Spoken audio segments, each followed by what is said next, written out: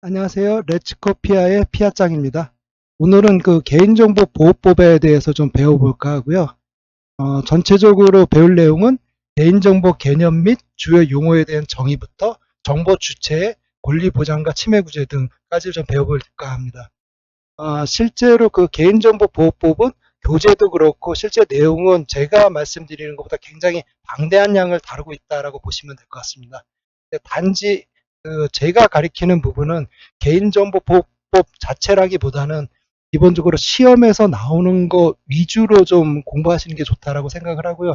그런 이유로는 기본적으로 여러분들이 아무리 공부를 많이 하신다 하더라도 실제 객관식에서 뭐 90점 이상의 고득점을 받는 거는 현실적으로 굉장히 어렵다라고 보시면 될 것 같고요. 그래서 모든 내용을 갖다가 다 철저히 공부해서 객관식에서 굉장히 고득점을 맞는 것보다는 주요 내용 위주로 좀 공부를 하시고 그거에서 시간을 좀 세이브한 부분을 갖다가 주관식에 좀 집중을 하셔서 주관식에서 좀 고득점 맞으시는 게 쉽게 그 피아 시험을 합격할 수 있는 어떤 지름길이라고 보시면 될 것 같습니다.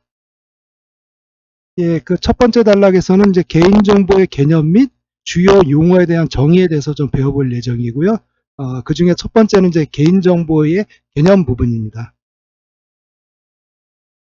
예, 개인정보 개념 부분입니다. 그래서 앞으로 어떤 개념이랑 용어에 대한 설명이 굉장히 많이 나오는데 실제로 어떤 개념이랑 그 다음에 용어의 모든 단어들을 갖다가 다 뭐 이해하거나 다 외우시는 건 현실적으로 좀 불가능하다고 보시면 될 것 같습니다. 그래서 어떤 개념이나 용어가 나오면은 그 중에 주요한 특징이 뭔지 아니면 주요한 개념이 뭔지 위주로 머릿속으로 이해를 하시고 그 다음에 필요한 단어들을 좀 외우시는 게 좋다라고 보시면 될 것 같고요. 그 중에 이제 첫 번째로 이제 개인정보에 대한 개념 부분입니다. 그래서 여기 나와 있는 것처럼 개인정보란 살아있는 개인에 관한 정보로서 다음 각목에 해당되는 정보를 말한다라고 되어 있고요. 하단에 보시면은 개인정보에 대한 네 가지 이제 특징이 되어 있습니다. 그래서 살아있는 개인정보, 그다음 특정 개인과 연관성, 그 다음에 정보의 임의성, 그 다음에 식별 가능성, 요 네 가지 어떤 특징을 갖고 있으면은 개인정보라고 한다라고 보시면 될 것 같습니다.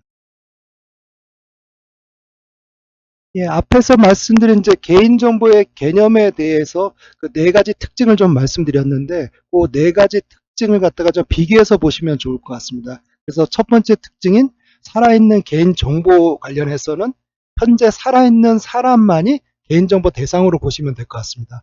그래서 반대에 있는 그 죽어있는 사람이라든가 실종 선고된 사람, 그다음에 아직 태어나기 전에 태아 사진, 그다음에 사람이 아닌 어떤 법인이나 회사 정보 이런 정보들은 개인 정보가 아니라고 보시면 될 것 같고요. 두 번째로는 특정 개인과의 어떤 연관성 부분입니다. 그래서 뭐 특정 개인을 찍을 수 있는 주민번호라든가 성명 아니면 주소, 그다음에 단체 사진에서 그 개개인의 얼굴이 나와 있어서 개인을 식별이 가능하다든가 아니면 하나의 정보로서는 개인을 특정 짓지 못하지만 두 개 정보 이상의 정보를 갖다가 서로 결합했을 때는 특정 개인을 찍을 수 있는 뭐 예를 들어서 주소 플러스 전화번호를 하면 특정 개인이 나온다든가 이런 정보들은 다 개인정보로 보시면 될 것 같고요. 근데 반대에 있는 어떤 통계화돼서 개인 식별이 불가능한 정보 같은 경우에는 개인정보로 따지지 않습니다. 그래서 여기 예시에 되어 있는 뭐 A라는 학교의 졸업생 평균 취업률이 예를 들어서 뭐 90%다라고 했을 때 그러면은 그 해당되는 사람이 누군지는 우리가 식별할 수 없겠죠. 그래서 그런 경우에는 그 개인정보 아니라고 보시면 될 것 같습니다.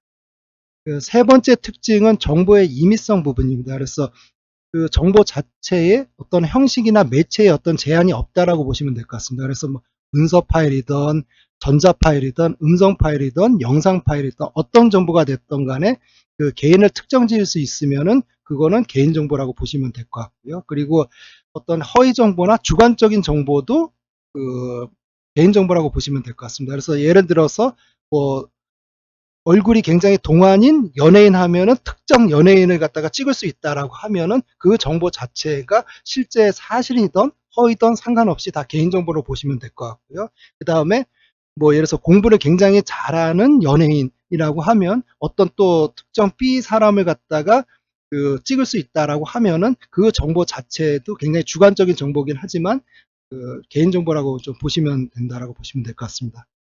그 네 번째는 이제 식별 가능성입니다. 그래서 두 개 이상의 정보를 갖다가 결합하기 위해서 이제 합법적인 어떤 접근이라든가 현재 기술 수준이나 시간과 비용, 노력으로 결합이 가능하다라고 하면은 이 부분을 갖다가 개인정보로 보시면 될 것 같습니다. 그래서 반대로 입수를 하기 위해서 해킹이나 절도를 통한 그 불법적인 치등한 정보라든가 지금의 현재 수준에서의 어떤 컴퓨터가 아니라 굉장히 고가의 컴퓨터를 사용해야만 어떤 뭐 해석이 가능하다든가 식별이 가능하다라고 하면 그런 정보들은 개인정보로 인지하지 않는다라고 보시면 될 것 같습니다.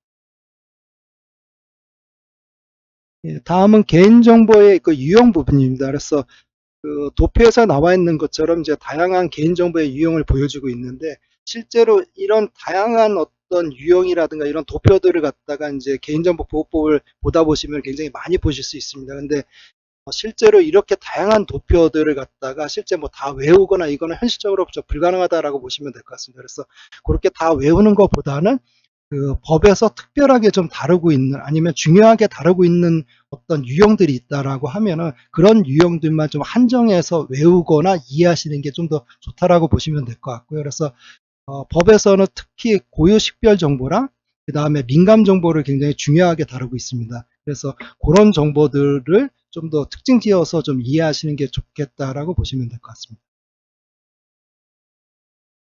앞에서 그 개인정보 유형 중에 이제 CI랑 이제 DI라는 정보가 나옵니다. 그래서 그 CI는 이 그래프에서 보시면은 그 커넥션 인포메이션이라고 하고 그 다음에 D는 두플리케이션 인포메이션이라고 합니다. 그래서 그러니까 CI를 좀 쉽게 말씀드리면 인터넷상의 그 주민번호라고 보시면 될 것 같습니다. 그래서 기본적으로 그 88바이트로 된 그 CI 정보는 어느 인증업체가 발급을 하더라도 다 동일한 번호가 내려온다라고 보시면 될 것 같습니다. 그래서 기본적으로 그 정보를 통해 가지고 A 서비스나 B 서비스에서 서로 CI 값을 맞춰 보면은 특정 개인이 나온다라고 보시면 될 것 같고요. 반대로 그 DI 값 자체는 그 인증 업체별로 DI 값을 갖다가 다 다르게 준다라고 보시면 될 것 같습니다. 그래서 기본적으로 사람마다 다르게 발급이 되기 때문에 또는 같은 사람이라도 인증 업체마다 다르게 발급이 되기 때문에 그 해당 정보는 서로 뭐 공유하더라도 그 특정 개인을 갖다가 그 정확히 매핑을 시키지 못한다라고 보시면 될 것 같고요. 그래서 그런 정보들로 좀 보시면 될 것 같습니다. 그래서 다시 좀 정리를 하자면 CI 값은 인터넷의 어떤 주민번호다라고 보시면 될 것 같고 DI 값은 쇼핑몰마다 갖는 그 멤버십 아이디다라고 좀 이해하시면 쉽게 이해를 하실 수 있을 것 같습니다.